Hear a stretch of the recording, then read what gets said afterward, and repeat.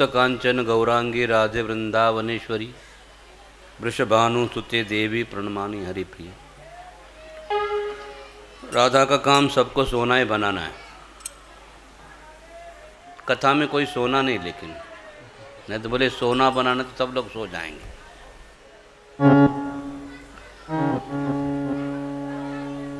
तो यहाँ पर विशेष बात समझाई गई है कि भगवान कौन है।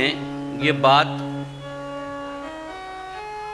सबको अच्छी तरह से समझ में आ जानी चाहिए, तो ही फिर भागवतम के रस का आस्वादन कर सकते हैं।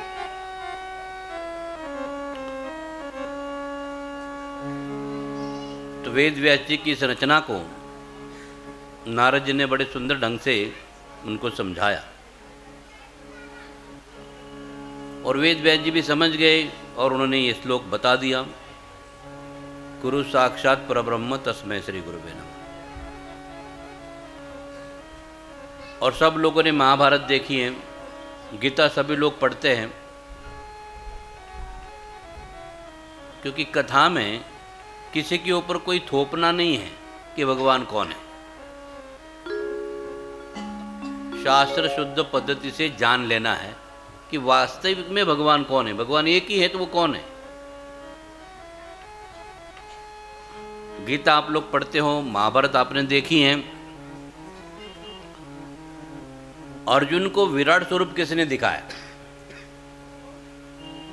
गीता में अर्जुन को 11वें अध्याय में जो विराट स्वरूप दिखाया, वो अर्जुन ने कृष्ण को दिखाया है कि कृष्ण ने अर्जुन को दिखाया? तो श्री कृष्ण ने अर्जुन को दिखाया। तो विराट स्वरूप में बीच में विष्णु आते हैं, उसके बाद में ब्रह्मा जी आते हैं, शिव जी आते हैं, अग्नि वरुण सब 33 करोड़ देव देवता आ जाते हैं, सभी अवतार आ जाते हैं, वराह भी आ जाते हैं, कुर्म भी आ जाते हैं, मत्स्य भी आ जाते हैं, हयग्रीव भी आ जाते हैं, हंस भी आ जाते हैं, परशुराम आ जाते हैं, राम आ जाते हैं, नरसिम्हा आ जाते हैं। ये सभी अवतार आ जाते 24 के 24। वो विराट विश्वरूप में आप सबको देख सकते हैं।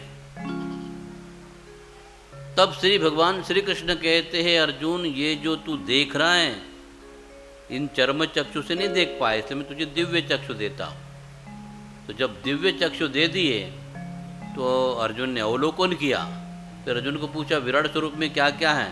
तो अर्जुन विराट स्वरूप, इस स्वरूप में मैं तो सबको देख रहा हूँ, अपने आप को भी देख रहा हूँ, लेकिन ये श्री कृष्ण इस विराट स्वरूप में मैं सबको देखा हूँ। सारे देवी देवता आ गए, सब कुछ देख लिया, लेकिन मैं आपको नहीं देख रहा हूँ। विराट स्वरूप में श्री कृष्ण नहीं है और श्री कृष्ण को छोड़कर सभी हैं। तब भगवान श्री कृष्ण अर्जुन को बताते हैं, ये सारा विश्व विराट रूप मैंने मेरे एक अंश से धारण किया है। पूरा विराट स्वरूप कृष्ण का कितना है? अंश मात्र है, उसमें सभी आ गए। इसलिए श्री कृष्ण को पूर्ण पुरुषोत्तम परमेश्वर कहा जाता, इसलिए उनको आदि कहा जाता। विष्णु के भी आदि, शिव जी के भी आदि, ऋषि मुनि के, हम आदि रे देवानाम महर्षि नाम च सर्वेशा। सभी देवताओं का, सभी महर्षियों का मैं आदि हूँ, मेरा आदि कोई नहीं है। इसलिए श्री कृष्ण भगवान है गीता के माध्यम से भी। दूसरा एक विराट स्वरूप और बताया था, यशोदा मैया को मुख में मिट्टी खाई थी तो उसमें विराट स्वरूप देखा तो यशोदा मैया अचरज में पड़ गई, लेकिन उसमें ब्रज भी दिखा दिया और यशोदा मैया भी थी और कान्हा भी थे। अर्जुन को जो विराट स्वरूप देखा उसमें भगवान कृष्ण नहीं थे, लेकिन यशोदा मैया को जो विराट स्वरूप बताया छोटे से मुख में, उसमें यशोदा मैया भी थी और कान्हा को खिला रही थी। वो भी अचरज में पड़ गई कि लाला तूने तो अपना मुंह खोल डाला और उसमें सारा के सारा रस जो है उजागर कर दिया। तेरे मुंह में तो सारे ब्रह्मांड ही हैं, तो सारे ब्रह्मांड मिट्टी के बने हुए हैं। एक तौर पे तूने मिट्टी खाई भी है और तू कहता है नहीं खाई तो मिट्टी नहीं भी खाई। तो सब कुछ भगवान का है, क्योंकि भगवान एक होने के नाते वेद व्यास जी को समय लगा निश्चयात्मक करने के लिए कि भगवान कौन है। इसलिए यहाँ पर सुत गोस्वामी शौनकादि ऋषियों को बताते हैं, एते चांश कला पुंसाम कृष्णस्तु भगवान स्वयं इंद्रारी व्याकुलम लोके मृडयंती युगे युगे। युग युग में भगवान अलग अलग प्रकार के अवतार लेके आते हैं। तो राम बराह कुर्म ये भगवान के अवतार हैं और भगवान श्री कृष्ण अवतारी हैं। जैसे एक व्यक्ति विशेष होता है जिसको बहुरूपिया कहा जाता है, वो असंख्य रूप लेके आता है लेकिन व्यक्ति एक ही होता है। ऐसे भगवान एक ही हैं लेकिन उनके अवतार अलग अलग प्रकार के। अब उन अवतारों के बारे में बता दिया है कि ब्रह्मा, विष्णु और महेश ये तीन भगवान कृष्ण के गुणावतार हैं। फिर राम हैं, वराह हैं, कुर्म हैं। तो ये जो विभिन्न अवतार हैं, राम का अवतार हैं, तो ये सारे जो अवतार हैं, परशुराम हैं, परशुराम जी शक्त्यावेश अवतार हैं, राम जी कला अवतार हैं, वराह, कुर्म, हंस, मत्स्य, ये सब अलग अलग प्राणियों के रूप में जब भगवान अवतार ग्रहण करते हैं उनको लीला अवतार कहते हैं। और हर एक युग में एक एक अवतार होता है, उनको युगा अवतार। तो अवतारों के जो कई श्रेणियां हैं, उसमें शक्त्यावेश अवतार भी आते हैं, अंशावतार आते हैं, कला अवतार आते हैं। तो व्यासदेव भी एक कला अवतार है भगवान की कला। जैसे पूर्णिमा का चंद्र जो होता है वो पूरा होता है, अष्टमी का आधा होता है, चतुर्थी की लकीर होती है, लेकिन चंद्र ही कहाँ जाता है। लेकिन कलाओं में निम्न अधिक परिणाम आते हैं। तो भगवान कृष्ण में सारी की सारी कलाएं, 16 की 16 कला भगवान कृष्ण में है। तो राम में 14 कला होती है।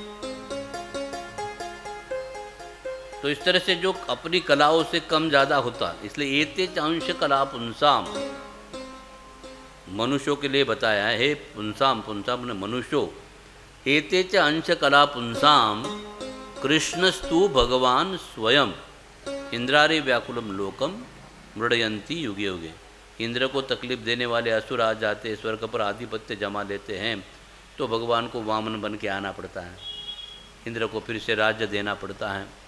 तो स्वर्ग के देवता भी असुरों के द्वारा हारे जा सकते हैं और असुर भी भगवान के द्वारा हारे जा सकते हैं, लेकिन भगवान का नाम है अजित। भगवान को कोई जीत नहीं सकता और भगवान को कोई पराजित नहीं कर सकता। कृष्ण को हराने का सामर्थ्य किसी में भी नहीं है। तो ये जो है वास्तविकता जो है, ये नारद जी के द्वारा वेद व्यास जी को बताई और सुत गोस्वामी शौनकादि ऋषियों को उसी बात को दोहराते हैं कि आपको आपकी बुद्धि निश्चयात्मक करनी पड़ेगी कि एक ही भगवान के असंख्य रूप हैं, असंख्य अवतार हैं।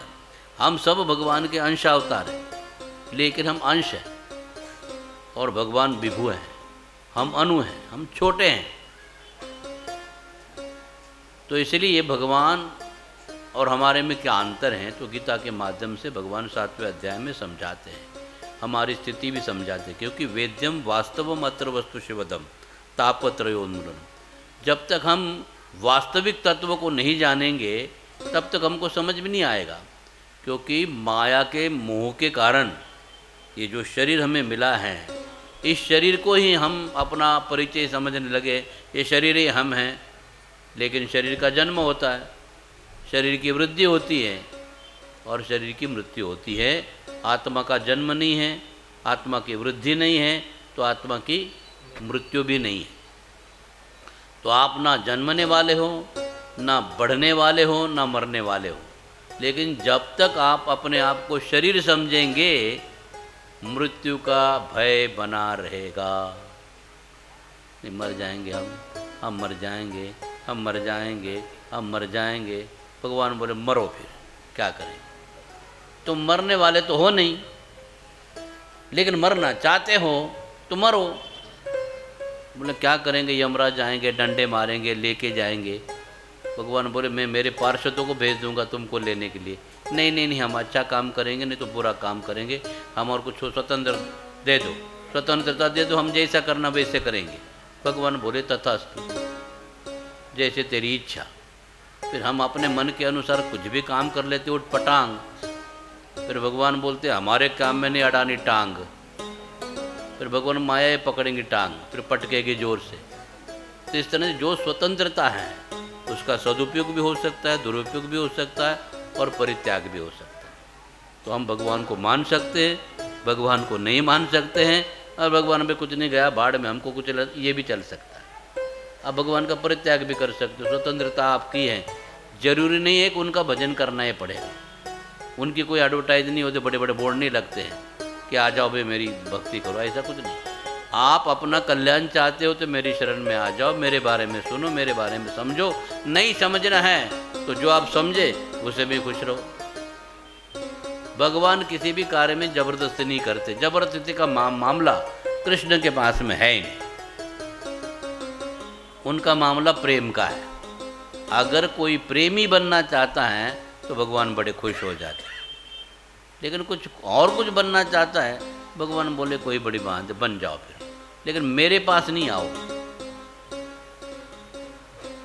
प्रेमी भगवान के पास में जा सकता है, बाकी हम बनेंगे डॉक्टर बनेंगे, भगवान नहीं मिलेंगे, पेशेंट मिलेंगे। हम बोले वकील बन जाएंगे, या कोर्ट के अंदर काम मिलेगा। आपको जो भी बनना है वो आपकी इच्छा है, जो बनना है बनो। लेकिन अगर डॉक्टर भी बनोगे और भगवान के भक्त भी बनोगे, भगवान के प्रेमी बनोगे तो चल सकता है। वकील भी चल सकता है, इंजीनियर में सकता है, कुछ भी जो बनना है वो भौतिक जगत के लिए 20-25 साल के लिए है। वो पद आपको प्राप्त हो सकता है, लेकिन वास्तविक पद क्या है कि हम भगवान के प्रेमी बने। तो भगवान का प्रेमी कैसे बनना है ये भागवतम ग्रंथ सिखाता है। और फिर भगवान देखना एक प्रेमी के साथ में कितना अच्छा व्यवहार करते हैं, क्योंकि उनको तो प्रेम ही देना है। धर्म अर्थ काम देना ये तो फल के रूप में दे देते हैं, धर्म अर्थ काम मोक्ष। लेकिन वास्तविक जो देना है उनको सबसे ऊंची प्रेम से, वो प्रेम ही देना चाहते हैं। और इस संसार में प्रेम के बिना कोई भी आदमी कभी भी किसी भी अवस्था में सुखी नहीं हो सकता। और कृष्ण के अलावा प्रेम देने वाला संसार में कोई नहीं है। शिव जी प्रेम दे नहीं सकते, क्योंकि प्रेम प्राप्त करने के लिए, प्रेम को समझने के लिए शिव जी भी ब्रज में गए थे, गोपीश्वर महादेव बन गए। प्रेम क्या है समझने के लिए। ब्रह्मा जी भी चाहते हैं कि हमको प्रेम मिले, विष्णु भी चाहते हैं कि हमको प्रेम मिले, प्रेम समझ में आ जाए। तो प्रेम की नगरी केवल वृंदावन है, ब्रज है, वहीं आपको प्रेम मिल सकता है। बाकी तो भगवान की स्थिति प्राप्त करने वाले जितने भी स्थान हैं वहाँ पर आप जा सकते हो, अपनी जो भी मनोकामना है वो पूरी कर सकते हैं। भगवान बोलेंगे ठीक है, मेरे पास में आने की ज़रूरत नहीं है, जो कुछ चाहे तो उधर से ले लो। लेकिन सबके समझ में नहीं आता है कि सबसे श्रेष्ठ अंग क्या है। तो बोले प्रेम। इसलिए नारद जी जो है वेद व्यास जी को जब ये बात बता दी, तब उनमें ये ग्रंथ की रचना कर दी और ये वेद उपनिषद संहिताएं इन सब के परे का तत्व बता दिया। वेदों ने भी बताया है, रसो वैस, भगवान जो है वो रस स्वरूप है। भगवान कृष्ण के एक नाम रसराज है। तो किसी भी विभिन्न प्रकार के रस जो है प्रेम के, शांत रस है, दास्य रस है, वात्सल्य रस है, साख्य रस है, माधुर्य रस है। ये मुख्य 5 रस है भगवान के पास। तो हम अपना संबंध भगवान के साथ में शांत रस वाला भी रख सकते हैं, दास्य रस वाला भी रख सकते हैं, वात्सल्य रस वाला भी रख सकते हैं, और माधुर्य रस वाला भी रख सकते हैं, साक्ष्य रस भी रख सकते हैं। तो हमारा भगवान कृष्ण के साथ में क्या संबंध है हमें पता नहीं है। तो जैसे ही हम भागवतम सुनेंगे तो पता चल जाएगा कि किस रस के हम अधिकारी हैं। तो उसके एक बार थोड़ा जान लेते हैं, फिर आगे चलेंगे तो पता चल जाएगा कि हमारा भगवान कृष्ण के साथ में आज तक जितनी भी साधना की है, कथा सुनने को मिली है, तो हमारा संबंध क्या है। तो गीता में भगवान बताते हैं कि भूमि आपः अनलः वायु खम मनो बुद्धिरेव च अहंकार इत्यम में भिन्ना प्रकृतिर अष्टधा। पृथ्वी, अग्नि, जल, वायु, आकाश, मन, बुद्धि और अहंकार,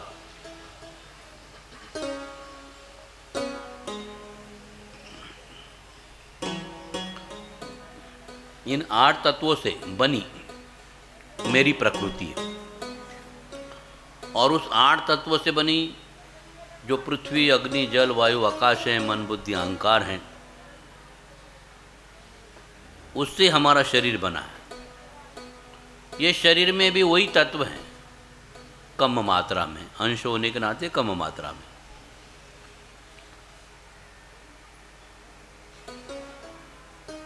और वैसे ही भगवान कहते हैं अपरिमित भिन्ना प्रकृति विद्धि में पराम जीवभूत महाबाहो यया इदम धार्यते जगत।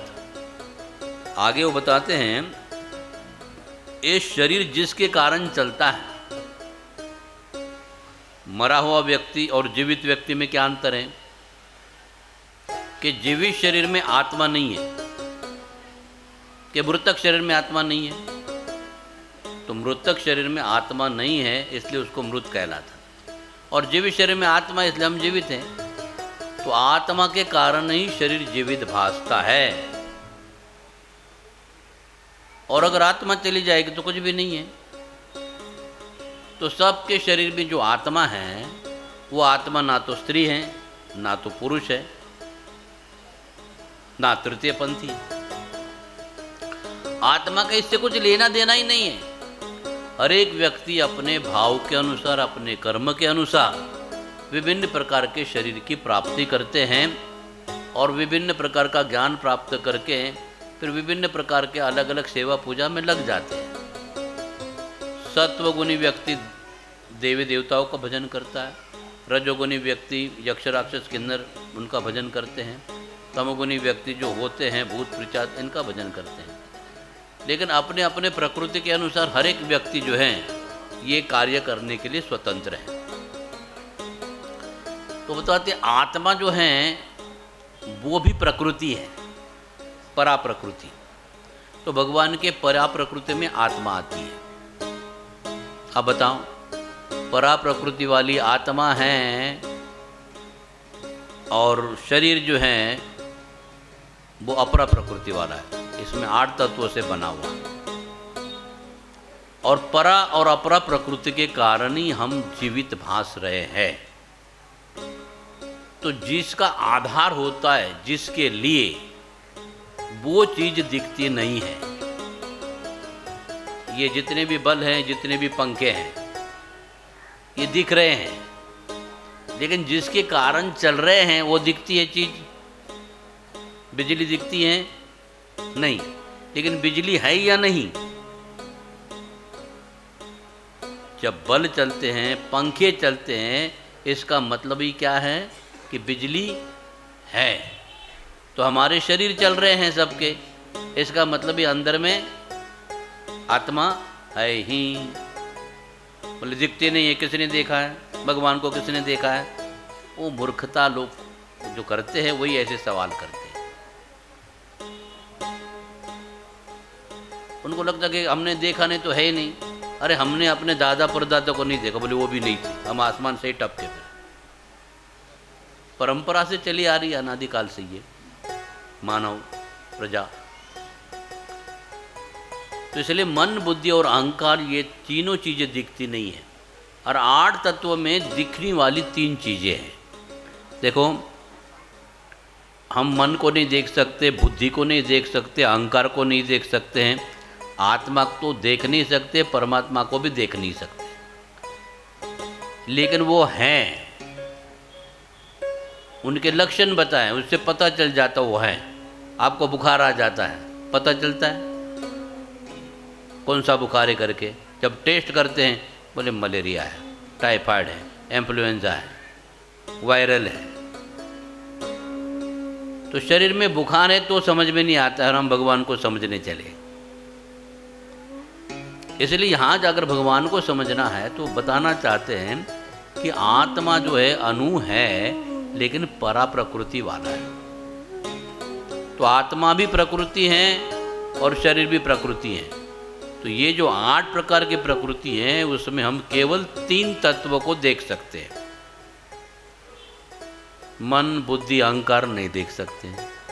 पृथ्वी देख सकते हैं, अग्नि देख सकते हैं, जल को देख सकते हैं, वायु और आकाश को नहीं देख सकते। क्योंकि वायु दिखती नहीं है, आकाश भी दिखता नहीं है। पोलापन दिखता है लेकिन आकाश दिखता नहीं है। तो जितना जगह में पोलापन है ये सब आकाश ही है,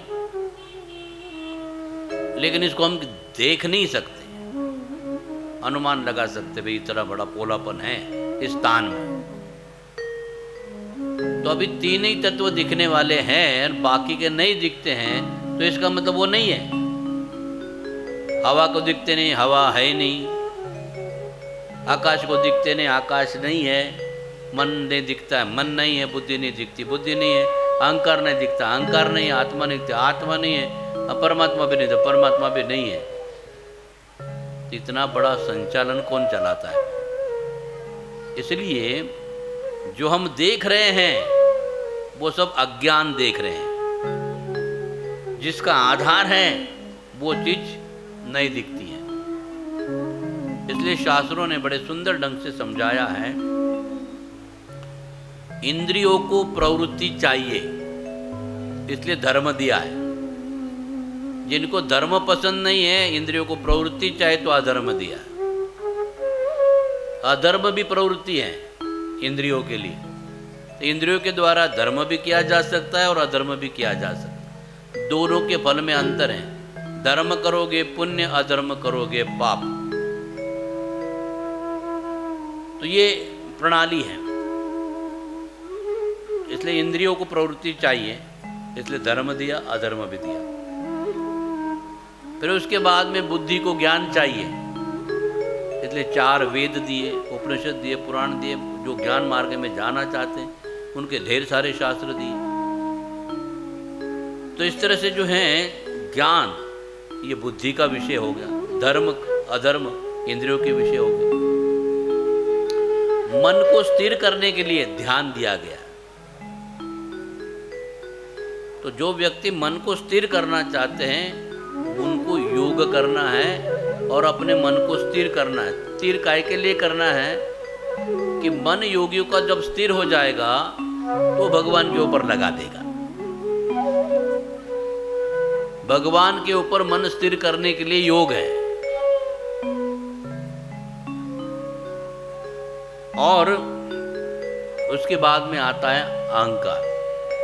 मन, बुद्धि और अहंकार। अहंकार का काम क्या है? अहंकार को क्या चाहिए? अहंकार को चाहिए मान सम्मान। लेकिन मान सम्मान मिलता नहीं है। मान सम्मान किसी को नहीं मिला तो गुस्सा आ जाता है, हमारा अपमान हो गया, हम नहीं जाएंगे उधर में। तो अहंकार को मान सम्मान चाहिए, इंद्रियों को प्रवृत्ति चाहिए, बुद्धि को ज्ञान चाहिए और मन को स्थिरता चाहिए। अहंकार को मान सम्मान चाहिए। और ये जो कलुषित चेतना जो है, जो ओरिजिनल चेतना आत्मा की है, लेकिन हम जीवात्मा समझते, शरीर समझते हैं, तो चेतना कलुषित हो जाती है। तो ये कलुषित चेतना को क्या चाहिए? कामना पूर्ति चाहिए। मुझे ये मिलना चाहिए, मुझे वो मिलना चाहिए, ऐसा होना चाहिए, वैसा होना चाहिए, घर में ये चीज़ नहीं आनी चाहिए, वो चीज़ नहीं आनी चाहिए। जो भी कुछ हैं, जितनी भी हमारी इच्छाएं हैं, वो कलुषित चेतना को चाहिए। और साथ साथ में जो आत्मा है उसको केवल प्रेम चाहिए। आत्मा प्रेम के बिना रह नहीं सकती है, क्योंकि वो प्रकृति है। तो वेदों ने अनादिकाल से प्रकृति और पुरुष का जो संबंध बताया है, तो जब आत्मा के बारे में वेद बोलते हैं तो उस प्रकृति के बारे में बोलते हैं जो परा प्रकृति वाला है। तो आत्मा जो है वो भगवान से प्रेम करेगी, तो प्रेम भगवान से मिलेगा। तो भगवान कौन है? देवी देवता जितने भी हैं वो आपके शरीर के लिए, आपकी जो मन की इच्छा है, अपने आप को शरीर समझते हो, उसके तृप्ति के लिए, इंद्रियों के तृप्ति के लिए, बुद्धि के समाधान के लिए, मन की जो आसक्ति को परिपूर्ण करने के लिए जो भी आप इच्छा करते हो, वो सारे अज्ञान के अंतर्गत आती है। क्योंकि आपका मन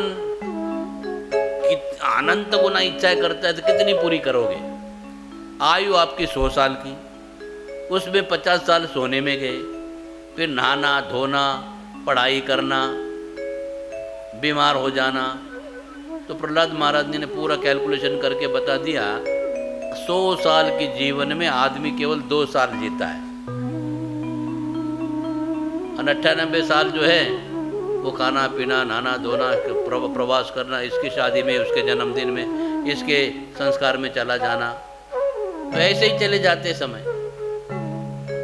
तो हम लोग खाली 2 साल जीने वाले हैं, तो क्यों ना प्रेम से रहे, क्यों ना प्रेम संपादन करे।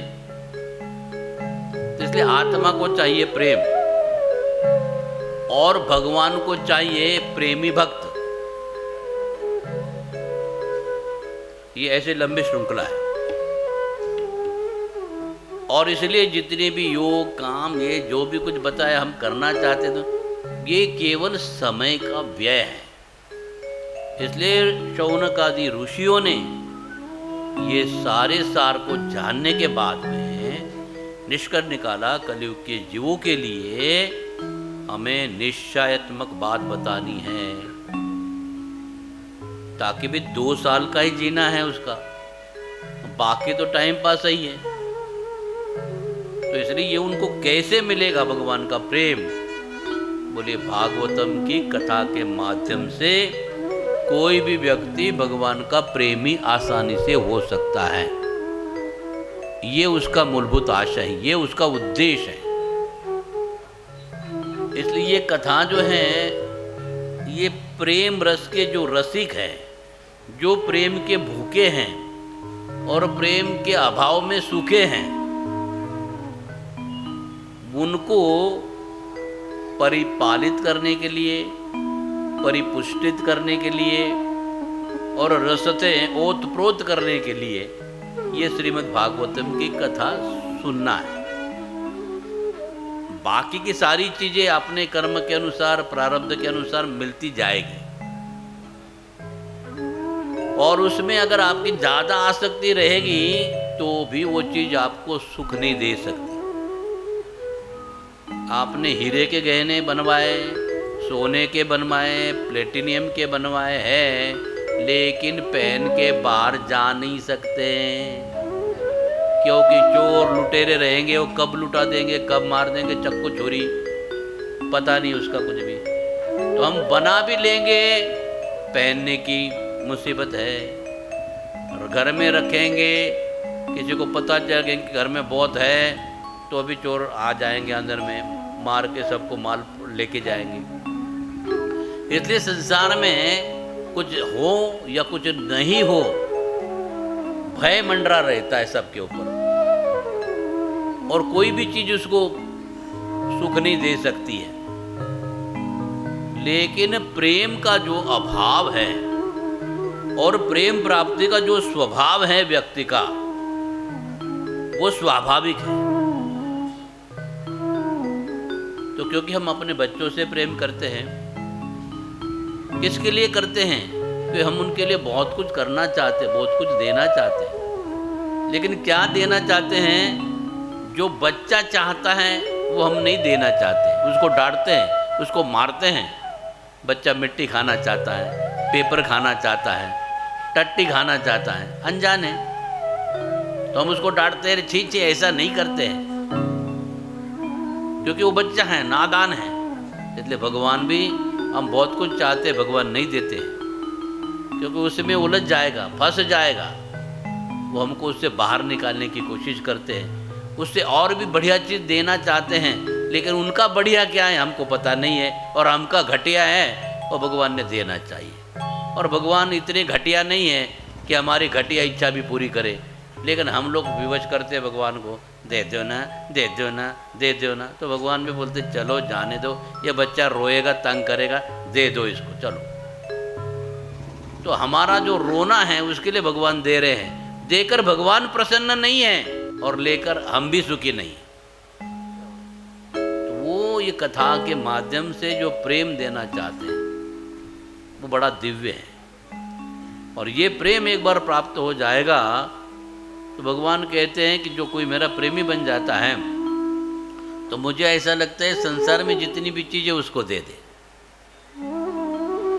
तो भगवान हमेशा आपको इतना देना चाहते, इतना देना चाहते, अपने आप तक को दे देना चाहते।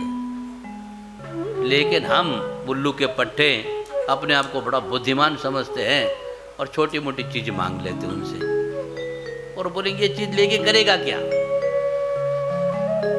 कोई भी चीज आपको मिल जाएगी, सुख नहीं देगी, लेकिन प्रेम मिल जाएगा तो कोई भी व्यक्ति संसार में कभी दुखी नहीं होगा।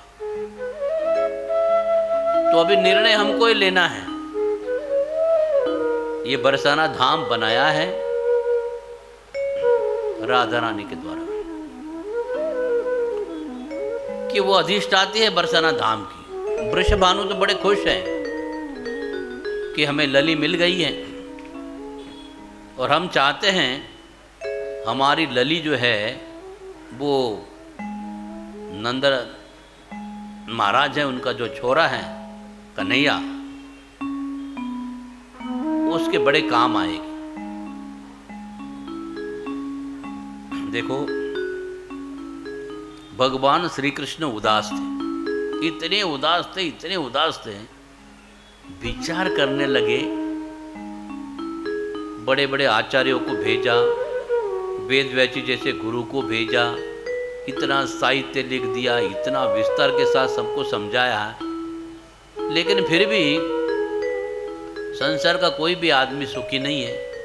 न कर्मी सुखी, न ज्ञानी सुखी, न ध्यानी सुखी, सब सुखे के सुखे ही है।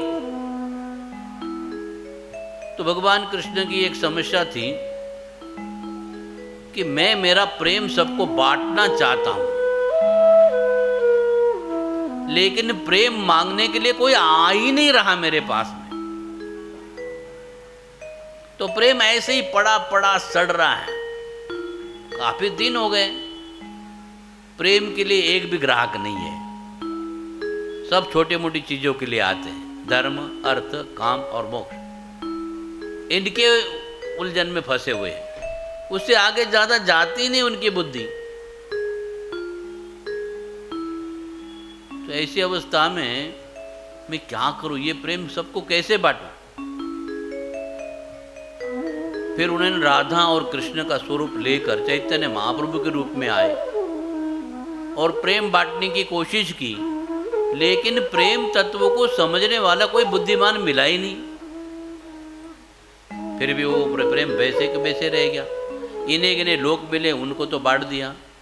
ब्रज में ब्रज लोगों को बांट दिया, ब्रजवासियों को बांट दिया कृष्ण ने प्रेम, लेकिन बाकी तो प्रेम के महिमा को समझने वाले नहीं है, तो कैसे बांटेंगे। तो भगवान उदास बैठे थे, तब राधा रानी उनके पास में चली गई और पूछा, इतने बड़े इतने अच्छा कार्य आप करते हो और आपके लिए खेद है, आपके लिए दुख है।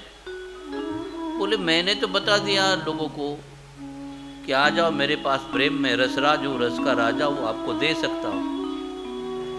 तो ऐसी अवस्था में अभी तक किसी को मिला ही नहीं है, कोई आता नहीं है। बोले देखो श्याम सुंदर, तुम जो है ना करना बहुत चाहते हो, लेकिन शर्त ज़्यादा रखते हो। गीता में आपने बता दिया, सभी धर्मों को छोड़कर सर्वधर्मान परित्यज्य माम एकम शरणम व्रज, अहम त्वाम सर्व पापेभ्यो मोक्षयिष्यामि। तुम सब धर्मों को छोड़ दो, मेरे अकेले की शरण में आ जाओ, तब मैं तुमको सब पापों से मुक्त कर दूंगा। अभी भगवान बोले, ये जीव कलयुग में अधर्म का युग है, अब ये सब धर्म को कैसे छोड़ेंगे?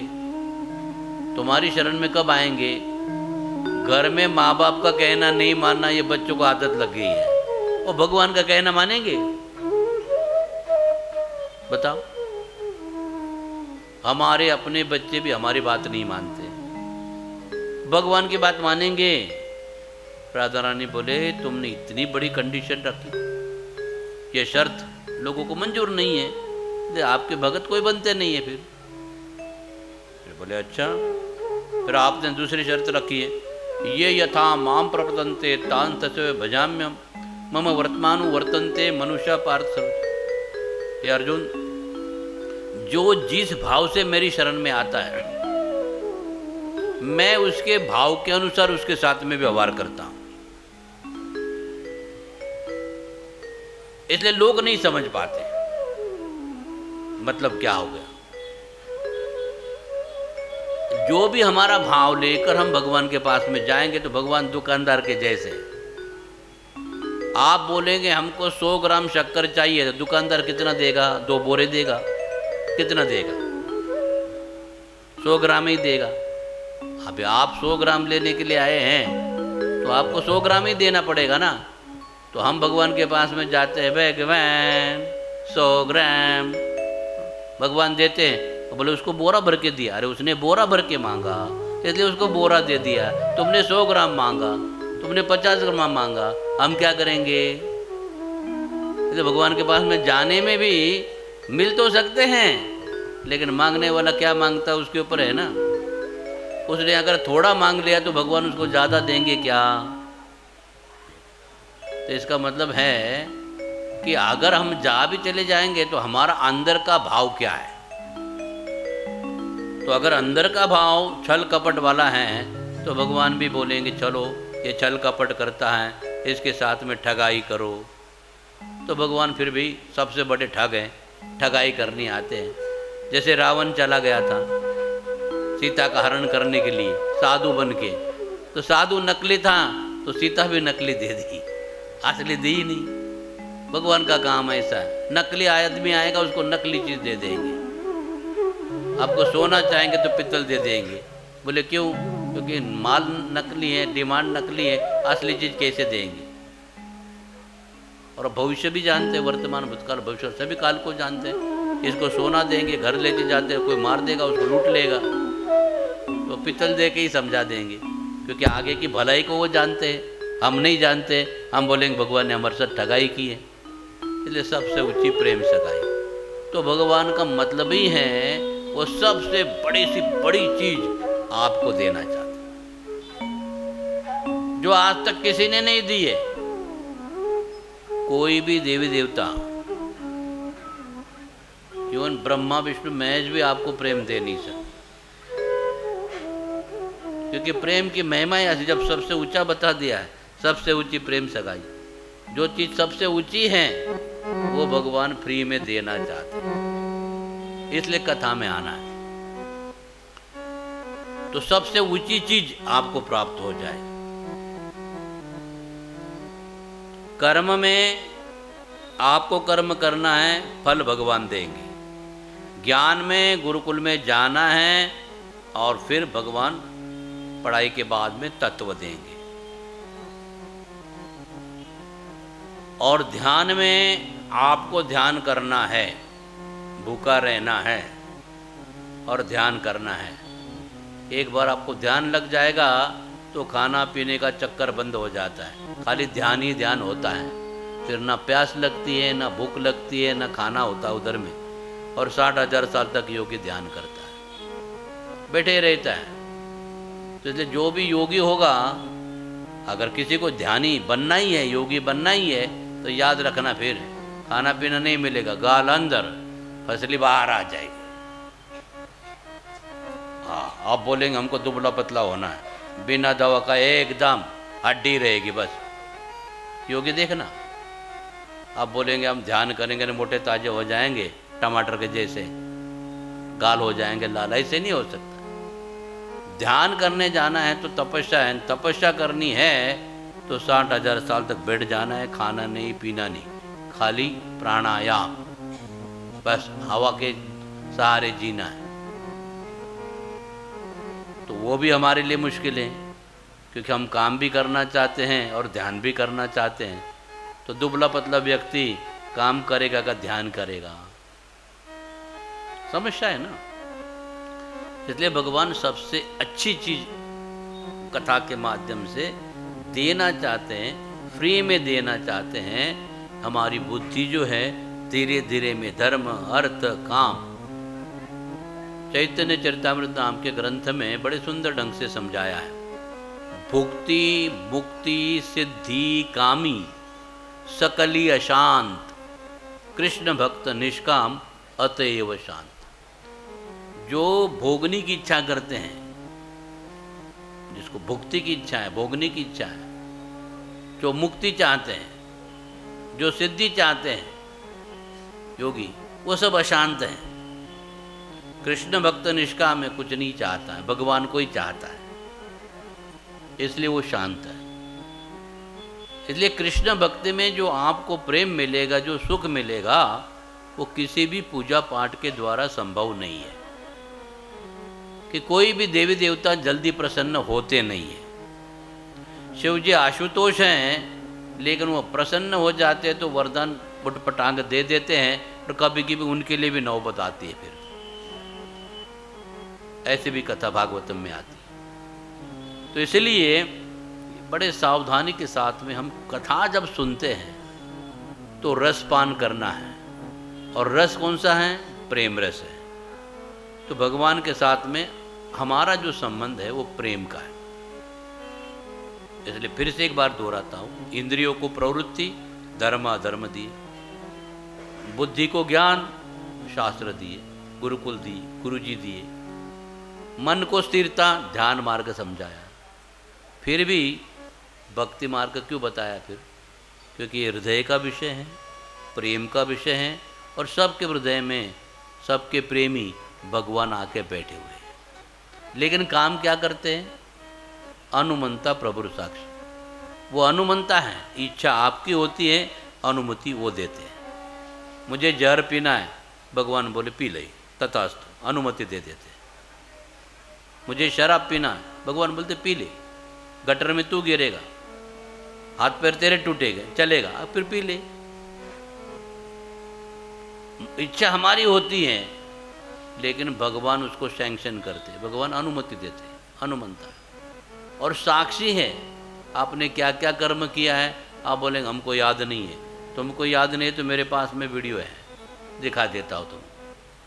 और भगवान फिर जो आखिर में बता देते हैं, देखो ये पूरा वीडियो छूटेंगे, इस वक्त इस समय में तुमने किया था। तो इसलिए भगवान साक्षी भी हैं। आप दिन में क्या किए, रात में क्या किए, किसी को जाने अनजाने में आपको लगता किसी ने देखा नहीं है, उसका वीडियो शूटिंग चलते रहता है 24 घंटा हर एक व्यक्ति को। और जब भी कोई बोलेगा तुरंत दिखा सकते हैं। उनके लिए कोई मशीनरी की, कैमरे की ज़रूरत नहीं है। वो कैमरे को बोलते क्या मेरा, मेरा कुछ नहीं है, सब कुछ मेरा ही है। लेकिन बोले मेरा कुछ नहीं, तुम्हारा जो कर्म है उसका सारा शूटिंग करके मैंने आपको दिखा दिया है, इसलिए ये फल दिया है, वो फल दिया है। आपके कर्म का फल कैसे देना है? किसी भी मार्ग के द्वारा भजन करोगे तो भगवान फिर आंक लेते हैं, ए तुम अब ध्यान कर रहे हो ना, लेकिन ध्यान मार्ग में तुम्हारा ध्यान नहीं है, ज्ञान मार्ग में तुम्हारा ध्यान नहीं है, कर्म मार्ग में तुम्हारा ध्यान नहीं है। कभी थोड़ा ये, कभी थोड़ा ये, कभी वो। अभी कोई बोलेंगे नहीं मुझे रिक्शा में बैठना है, नहीं नहीं बोले बस में बैठना, नहीं बोले ट्रेन में बैठना, नहीं बोले प्लेन में बैठना है। तो पहले निश्चित करना पड़ेगा ना किस में बैठना है। नहीं बोले रिक्शा में बैठा था, नहीं बोले टैक्सी में बैठेंगे। तो ऐसे काम नहीं होगा, फिर जाएंगे नहीं। तो या तो प्लेन में बैठो तो प्लेन में बैठो, ट्रेन में पूरी तैयारी के साथ में जाओ। तो आपको ये भी पता नहीं कि हमको कर्म करना चाहिए कि ज्ञान करना चाहिए कि ध्यान करना चाहिए, ये पता नहीं है। हम स्वयं लापता हैं और भगवान को पता है, और सबका पता भी पता है। तो इसलिए भगवान जो है यही चाहते हैं भागवतम के माध्यम से कि आज तक आपको जो नहीं मिला है वो चीज़ हम देना चाहते हैं। कितने लोग लेने को तैयार हैं? बाकी लोग नहीं चाहते हैं। जो लेना चाहते हैं हाथ ऊपर करें, बोलो राधे राधे राधे राधे। तो ये राधा रानी जो है, अब देखो कन्हैया की समस्या कैसे हल करती है। तब जो भगवान को बोल दिया कि आप तो एक तो नियम रख के सब धर्म को छोड़ के मेरी शरण में आ जाओ। लोगों के दिमाग में बात नहीं बैठती, धर्म छोड़ने की थोड़ी बात, धर्म को तो आचरण, धर्म हम नहीं छोड़ सकते। बोले धर्म आपको छोड़ना पड़ेगा,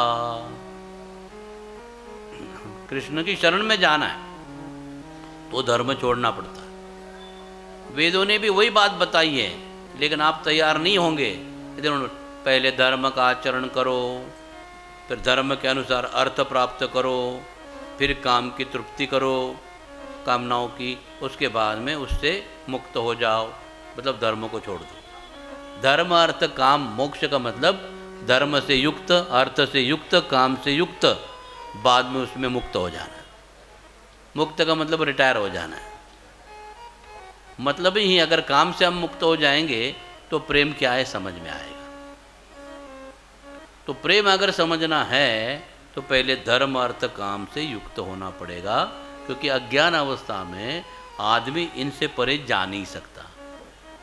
और प्रेम की अवस्था प्राप्त करने के लिए वो आत्मा के स्तर का है ना, तो आत्मा ये 3 गुण वाला है ही नहीं, वो परा प्रकृति है, तो उसके अंदर प्राकृत गुण है। शरीर में ये 3 गुण वाला शरीर है। ये अन्न से बनता है, अन्नात् भवन्ति भूतानि पर्जन्यात् अन्न संभवा, यज्ञात् भवति पर्जन्य यज्ञ कर्म समुद्भवम्। तो ये सब शरीर जो बना है अन्न के कारण बना है। अन्न के कारण जैसे अरे तो गुण बनते हैं, गुण के अनुसार प्रवृत्ति होती है। धन्वंतरी जो है ना वो बड़े सुंदर ढंग से समझाता, जैसा अन्न वैसा मन, जैसा मन वैसा विचार, जैसा विचार वैसा आचार, जैसा आचार वैसा परिणाम, जैसे परिणाम वैसे स्थिति, और जैसे स्थिति वैसे परिस्थिति। तो हमारे जीवन में सुख दुख की परिस्थिति आती है, लेकिन किसके कारण आई? अन्न के कारण।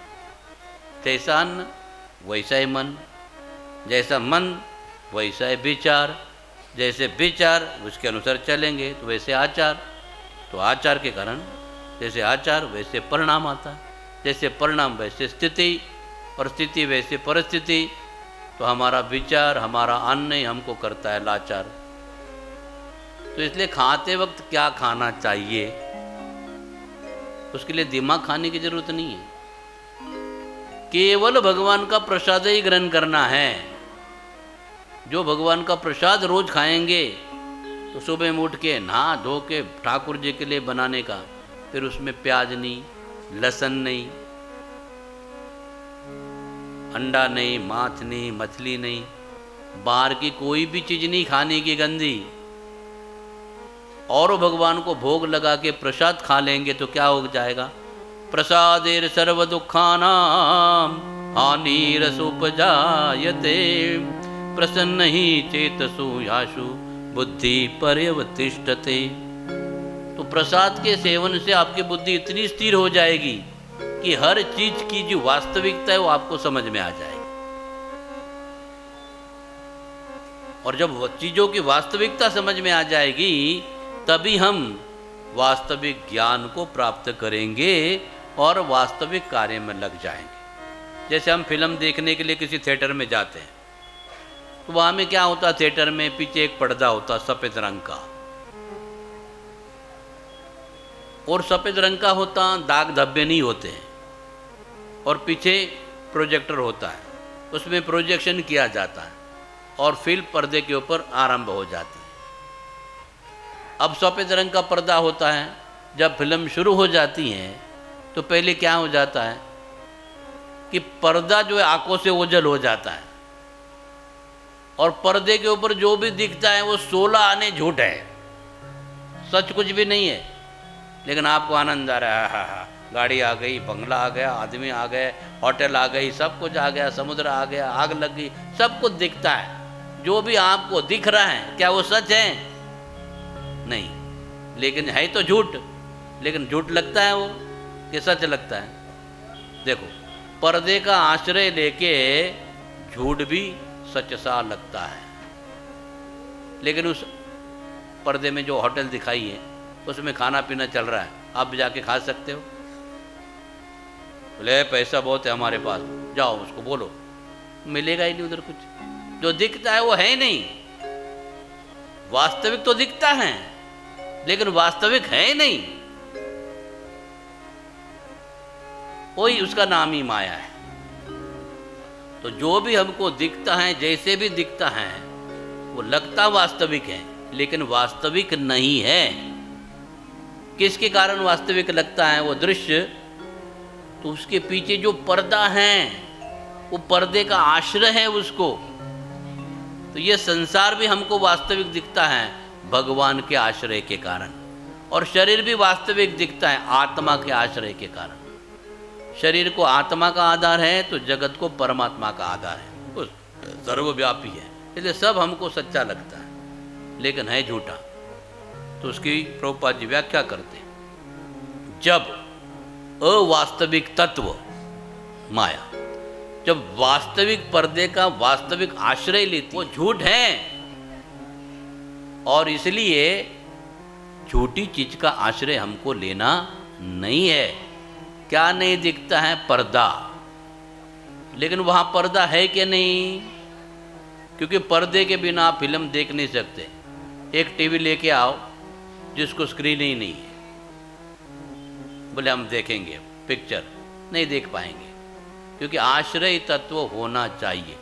इसलिए भागवतम ग्रंथ में वेद्यम वास्तवम अत्र वस्तु शिवदम तापत्रयो उन्मूलनम श्रीमद् भागवते महामुनि कृते किम वा परेरीश्वर सद्यो वृद्धि अवरुद्धते अत्र कृते भी शुश्रूषु भी तत्सना। तुरंत हृदय के अंदर जो है वो भगवान कृष्ण की भावना जग जाती है, क्योंकि वही वास्तविक आधार तत्व है और वही आपको जो कुछ चाहिए वो देने के लिए समर्थ है। लेकिन जो आप चाहते हैं वो भगवान नहीं देना चाहते हैं, उसने उन्हें संचालन करके रखा।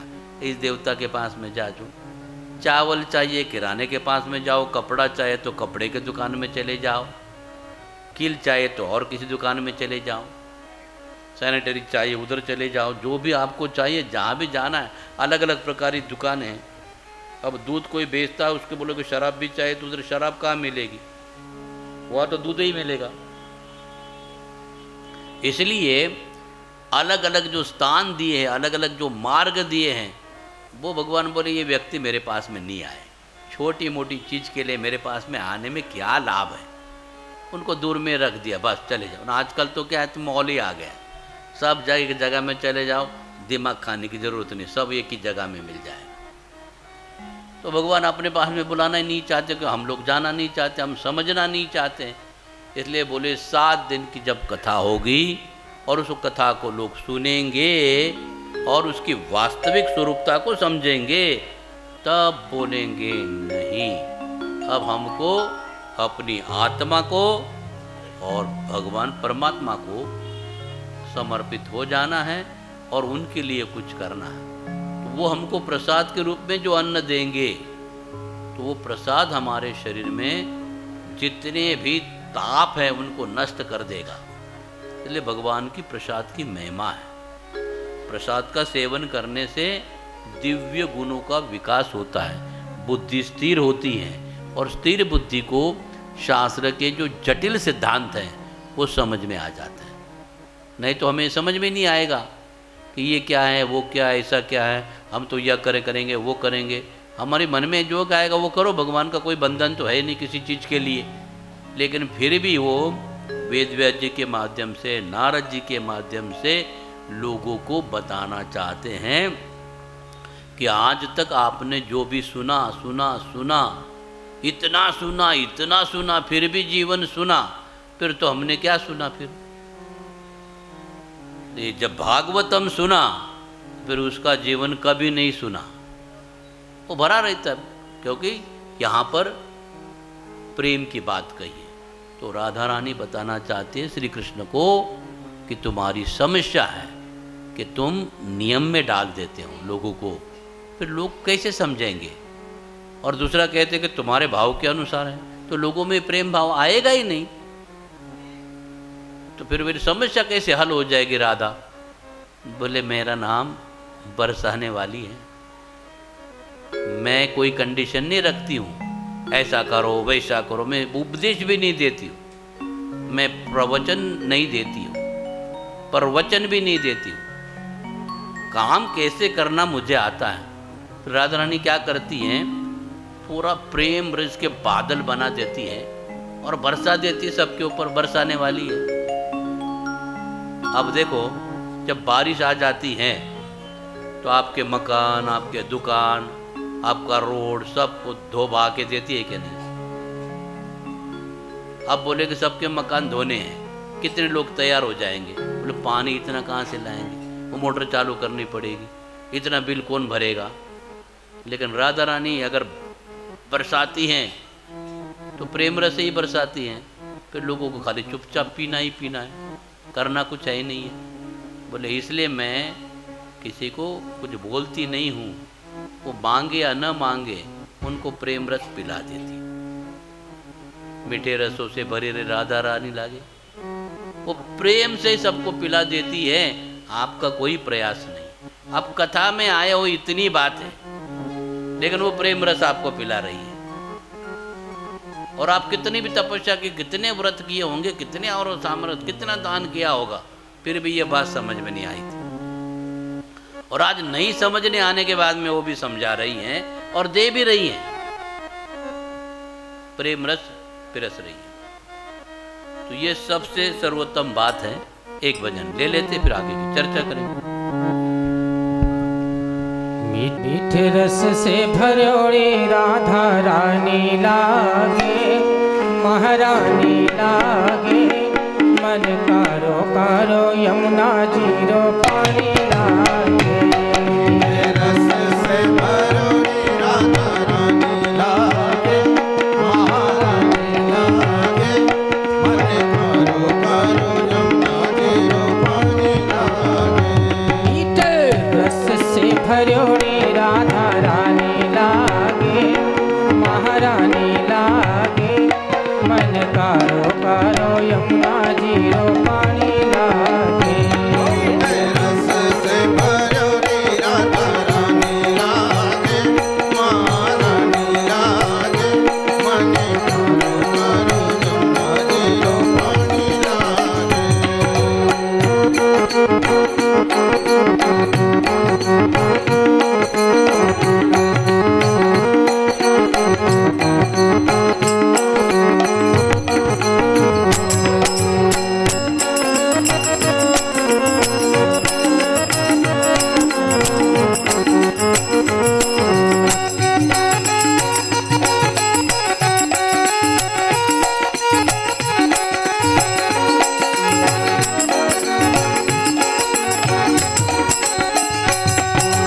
यमुना मैया कारी कारी राधा गोरी गोरी। मैया कारी कारी राधा गोरी गोरी। ओ यमुना मैया कारी कारी राधा गोरी गोरी। मैया कारी कारी राधा गोरी गोरी। वृंदावन में धूम मचावे बरसाने की छोरी। वृंदावन में धूम मचावे बरसाने की छोरी। वृंदावन में धूम मचावे बरसाने की छोरी। वृंदावन में धूम मचावे बरसाने की छोरी। धाम राधा जो की रजधानी लागे, रजधानी लागे, मन कारो कारो यमुना जीरो पानी लागे। ओ मीठे रस से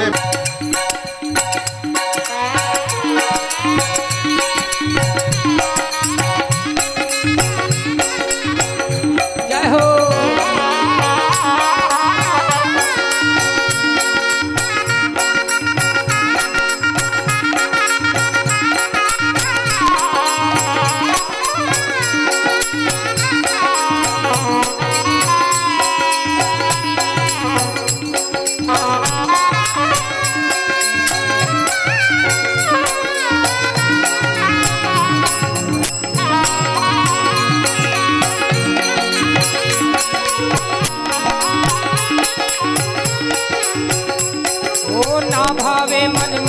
मिश्री अपना कोई मिठाई ना भावे मन माखन मिश्री अपना कोई मिठाई ना भावे मन माखन मिश्री अपना कोई मिठाई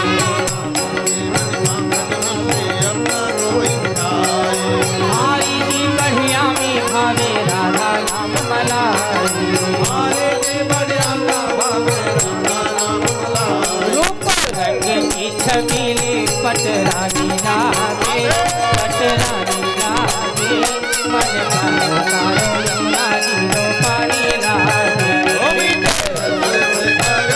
राधा रानी लागे महारानी लागे मन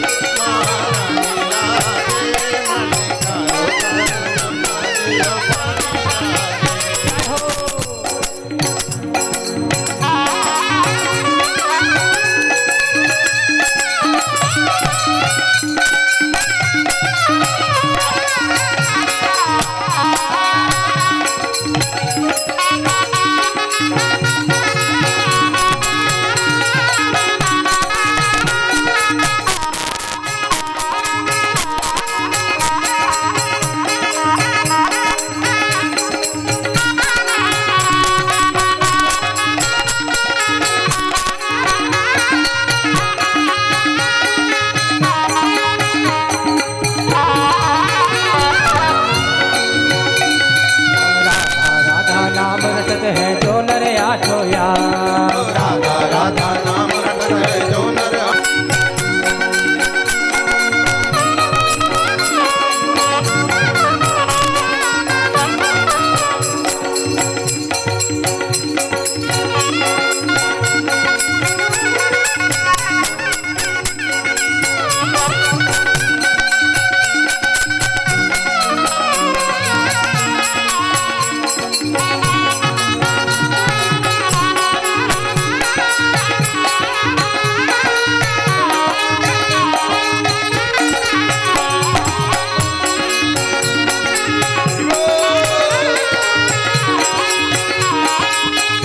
ओ ना भावे मन माखन मिश्री अपना कोई मिठाई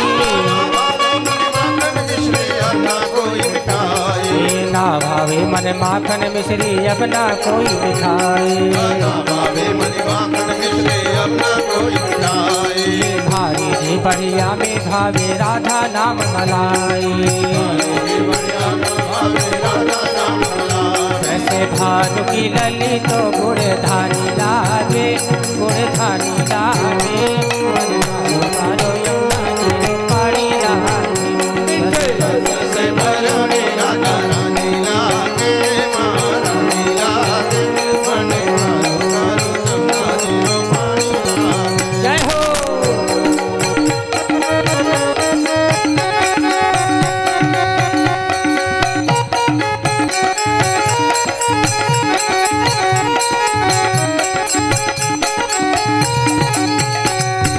राधा राधा नाम रटत है जो नर आठोया राधा राधा नाम रटत है जो नर आठोयाम श्री राधे को नाम राधा नाम में सकल जिंदगानी लागे जिंदगानी लागे मन कारो कार महारानी लागे मन करो कारो यमुना जी रो पानी लागे प्रस भानु की लली तो गुड़ धानी लागे गुड़ धानी लागे मन कारो कारो यमुना जी रो पानी लागे ओ मीठे रस से भरोरी राधा रानी लागे महारानी लागे मन करो करो यमुना जी रो पानी लागे जय राधे जय राधे जय राधे जय राधे जय राधे जय राधे जय राधे जय राधे जय राधे राधे राधे जय राधे राधे राधे जय राधे राधे राधे जय राधे जय राधे राधे राधे जय राधे राधे राधे राधे राधे राधे जय राधे राधे राधे राधे जय राधे राधे जय राधे जय राधे राधे जय राधे जय राधे जय राधे जय राधे जय राधे जय राधे जय राधे राधे राधे जय राधे राधे राधे जय राधे जय राधे राधे राधे जय राधे राधे राधे राधे राधे राधे जय राधे राधे राधे राधे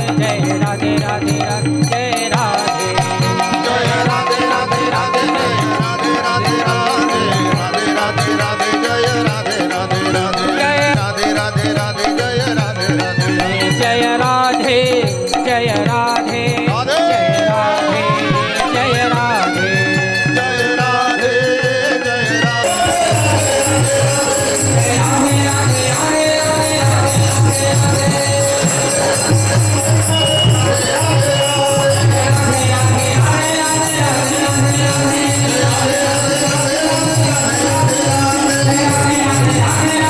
राधे राधे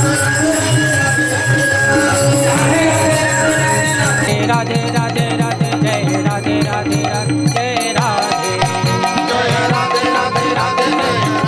राधे राधे जय राधे जय राधे राधे जय राधे जय राधे जय राधे जय राधे जय राधे जय श्री राधे जय राधे राधे राधे जय राधे राधे राधे जय राधे राधे राधे जय राधे जय राधे राधे राधे जय राधे राधे राधे राधे राधे राधे जय राधे दीवाना हो गया